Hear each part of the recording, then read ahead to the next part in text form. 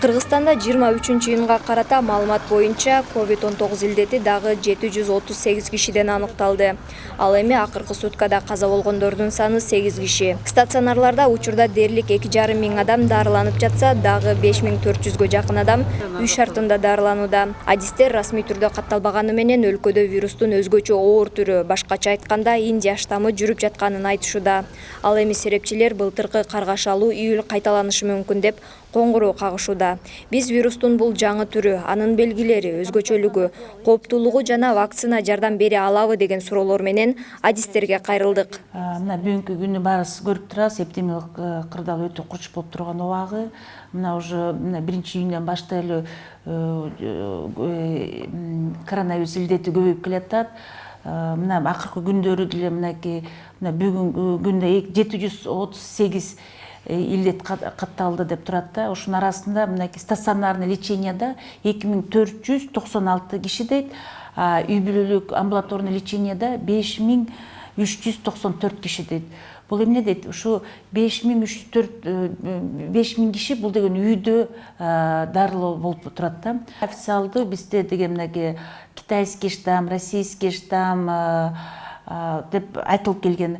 Бирок не исключено деп биз айтабыз, не исключено, возможно деп айтабыз, что ошо дельта, индийский штамм деле циркуляциясы бар го деп, не исключено деп айтабыз.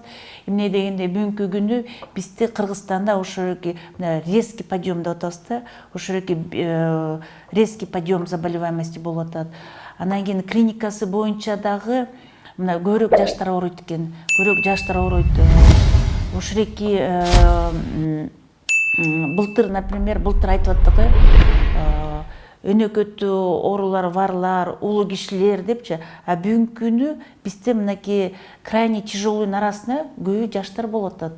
Ошон үчүн биз дагы эле айтып кеткиле, жалаң эле группа риск эмес бул. Жаштар дагы баары жанагы талаптарды аткарып, бет кап тагынып, ар дайым жүрүш керек.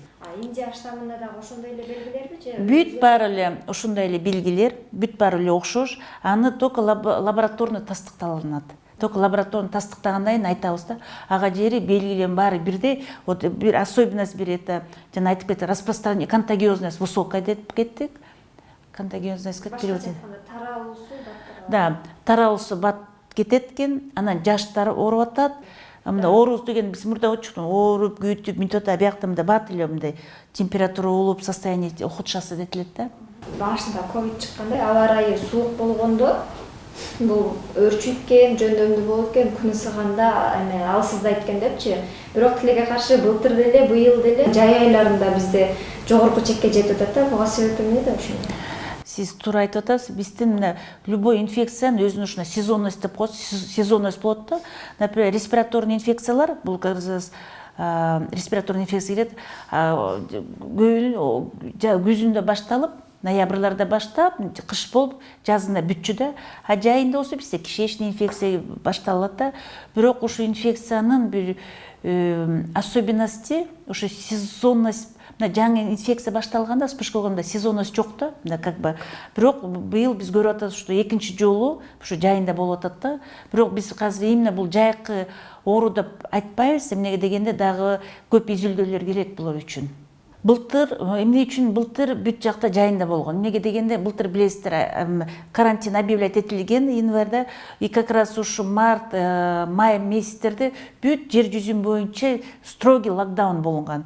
Аны ушундай чыккандан кийин 1 ай, 2 айдан кийин анан вспышка башталган ушундай элдердин арасында.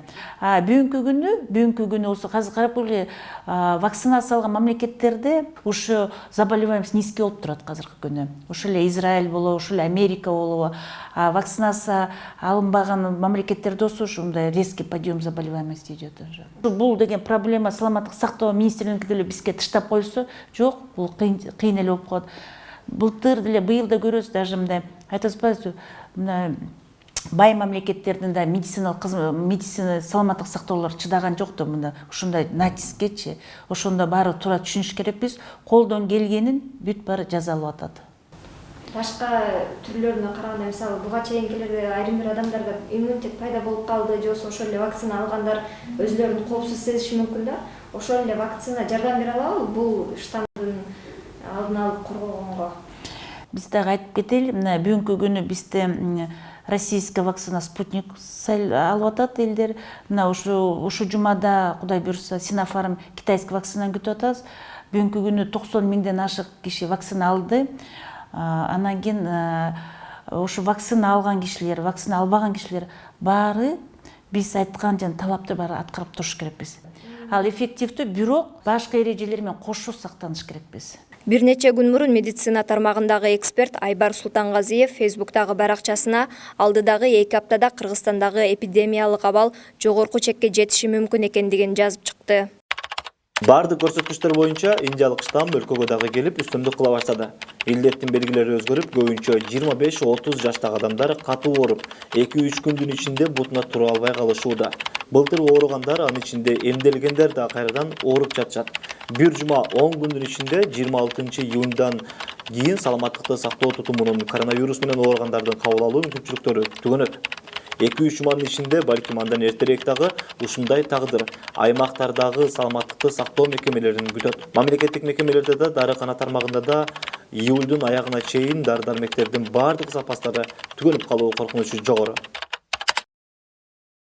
Анан биз болсо, мына сен үйдө отурасың, жеңил эле ооруп атасың, барып дүкөнгө барып кел, нан алып кел, же болбосо аптекага барып өзүң дарың алып кел деп, ал туура эмес. Ушу үйдө калганларды үйдө лечение алыш керек.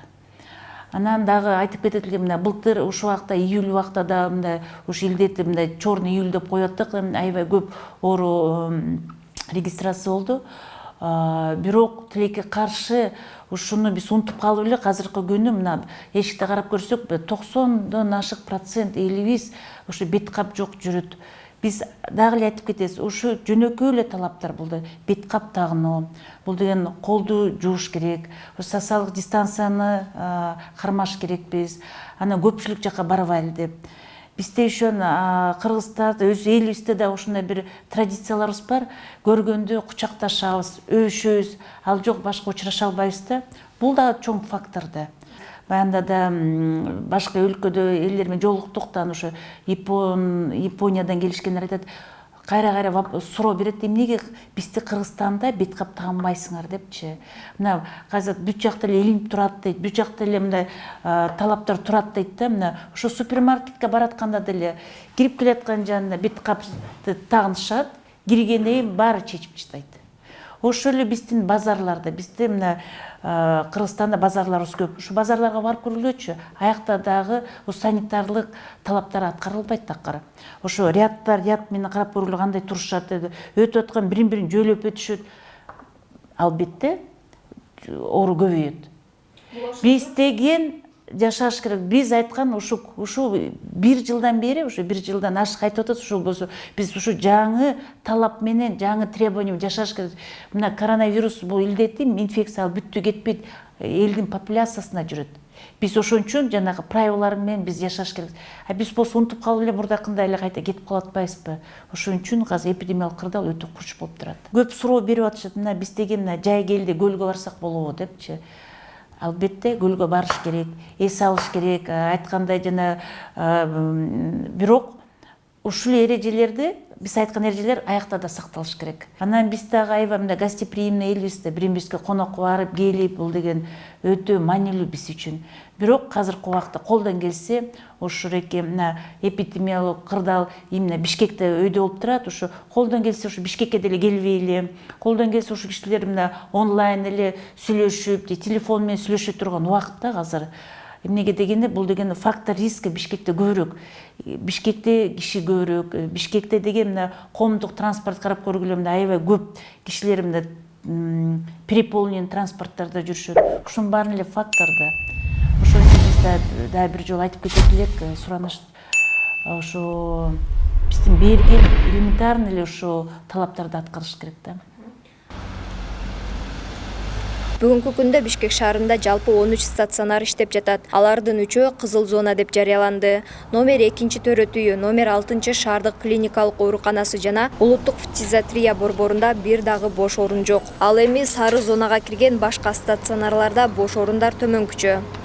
Номер 1 шаардык клиникалык ооруканасында 224 орундун 12си бош. Улуттук хирургия борборунда 15 орундан 2, улуттук кардиология жана терапия борборунда жалпы 48 орундун 15и, улуттук госпиталда 120нын 5и, Лагуненко 8 дарегиндеги мобилдик госпиталдын 110 орунунан 61и бош. Республикалык жугуштуу оорулар клиникасында 400 орундан 2 бош. Улуттук урология борборундагы госпиталда 120 керебеттен 1 гана орун бар. Улуттук наркология борборунда 50 орундун 10 бош. Улуттук онкология жана гематология борборунда 10 орун болсо, алардын 2си. Ал эми Чүй облустук биргелешкен ооруканасында жалпы 105 орундун 54-ü бейтаптарды кабыл алууга даяр.